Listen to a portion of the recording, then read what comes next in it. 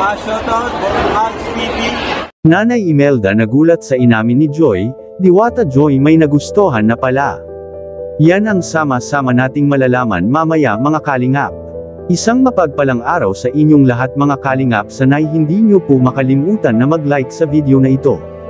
At paunawa tapusin muna ang kabuuhan ng video na ito mga kalingap at para malaman ang nilalaman nito. At maraming salamat po mga kalingap sa pagpatuloy na pagsuporta lalo na kay Kuya Val Santos Matubang at Kalingap Rab. Dahil sa isang hindi inaasahang mga nangyayari ngayon mga kalingap. Si Nanay Imelda na apektuhan rin sa mga nangyayari sa kanyang anak na si Diwata Joy mga kalingap. Dahil sa isang issue patungkol kina Diwata Joy at Kuya Joma. Ang mga magulang talaga ang pinaka-maapektuhan mga kalingap kung ang pag-uusapan ay ang anak mo ang nakasalalay. Magbalik tanaw tayo sa pag-uugali ni Diwata mga kalingap. Minahal si Diwata ng karamihang viewers dahil sa siya ay napakasimple at napakabait na bata. Bakit? Dahil sa kahit sa kanilang dating bahay na sira-sira pa noon mga kalingap ay si Diwata Joy ay hindi ito nahihiya sa mga kaibigan niya na magsasabi na nakatira sila sa sira-sirang bahay nila. Kaya dahil dito bumuhos ang mga naawa at humahanga kay Diwata Joy mga kalingap dahil sa kanyang ipinakitang kabaitan sa harap ng kamera. Ngunit hindi ito nagbabago hanggang ngayon mga kalingap dahil sa dati na talagang malambing at madaling magtiwala si Diwata Joy sa mga nakapaligid sa kanya. At pati na ang lahat ng mga K-boys ay itinuring niya itong parang mga kapatid at kuya niya na ito mga kalingap. Kahit pa sa kanilang mga carpentero dati sa kanilang bahay ay hindi na naging iba sa kanila dati ang mga kalingap carpenter dahil sa nagtabi-tabi lang sila dati sa pagtulog dahil sa pinagkasya lang nila dati ang maliit na tinitirahan dati nila Diwata Joy. Ganon sila kabusilak at napaka-bait sa kapwa-tao mga kalingap dahil sa hindi nila ipinagkakait kung ano ang meron sila at kung ano ang kalagayan nila sa buhay.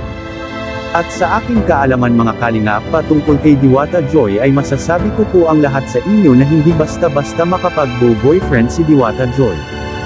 Bakit? Sa hindi pa nakakaalam ay si Diwata Joy ay isang iglesia ni Cristo at mahigpit na ipinagbabawal sa kanyang relihiyon mga kalingap ang pag-boyfriend ng hindi kasama sa kanilang pananampalataya.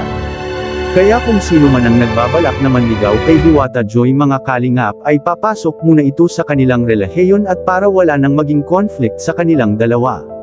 Lumaki si Diwata Joy na may takot sa ating Diyos at lalo na sa kanyang pagsamba sa tuwing araw ng linggo, kaya si Diwata Joy mga kalingap ay may gabay ito palagi at lagi itong natuturuan ng magandang pakikitungo sa kanyang kapwa-tao.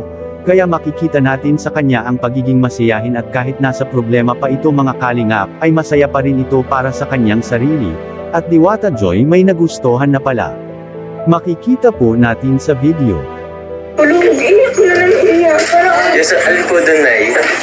Yung ginagawa ba kayo ng kwento na yung anak ko ay may gusto sa'yo. Sabi ko, ba't ginawa yun ng anak ko? Hindi ko pa nga siya nakakausap. Kaya sabi ko, ipawin mo anak ko, ba't ganun? Sabi ko patuloy kung kailan siya nagkaisip, saka naman yung ginawa yun. Wala po na, hindi po yung totoo. Ano lang po, magkakaibigan po kami doon. Wala po ano sa amin, Joy. Nagulat si Nanay Imelda dahil sa alam niya mga kalingap na hindi magagawa ni Joy ang mga ganung bagay. Ano po ang masasabi niyo po mga kalingap tungkol dito? Please comment and God bless you all.